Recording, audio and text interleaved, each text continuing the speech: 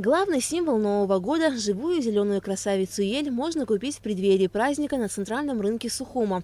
Продавцы предлагают широкий выбор хвойных насаждений на любой вкус и кошелек. Однако часть из них реализуется незаконно. К примеру, в данной несанкционированной торговой точке продавец реализовывал деревья без разрешительных документов, срубленные в Абхазии. Так как его не поймали на факте вырубки, оштрафовать его не могут, но товар изъяли. Были выявлены продавцы, которые продают им, в частности, это пихта Нордмана, которая запрещена к порубке на территории Абхазии. В большинстве люди, конечно, негативно относятся, но если проявить небольшой натиск и напор, конечно же, соглашаются отдавать. И, то есть изъятие идет этих елей непосредственно. В ходе рейда сотрудниками ГУБЭП и Госуправления по экологии были проверены еще несколько точек продаж новогодних елей. И почти в каждом месте хозяева предъявили документы на свой товар. Многие из этих елок с корневой системой были доставлены в Абхазию из питомников разных регионов Российской Федерации. Новогодняя ель называется, привезена с Краснодара. Мы в Краснодаре загрузили, привезли.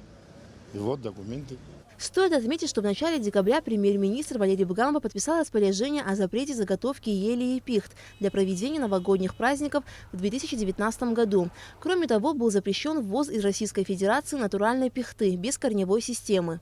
Ели, привезенные, допустим, с европейских стран, да, в частности, это датские елки, они в питомнике после обрезки маркируются данными бирками. Эта бирка дает знать о происхождении данной ели. Это говорит о том, что она не порублена на территории Абхазии. Но такими бирками маркируются только в европейских странах. То есть в России уже вот на примере данной ели она уже никак не маркируется.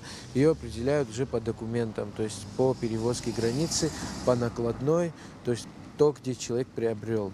В этом году, по данным Государственного таможенного комитета, в Абхазию было завезено более 2200 елей и пихт с корневой системой на сумму 466 550 рублей. Рейды по пресечению фактов самовольной вырубки хвойных деревьев на территории республики и их незаконной реализации проводятся несколько раз в неделю. Часть конфискованных деревьев будут розданы в школьные и дошкольные учреждения, а оставшиеся елки будут утилизированы. Алика Трапш, Саид Джарсали, Тамас Чиковани, Абхазское телевидение.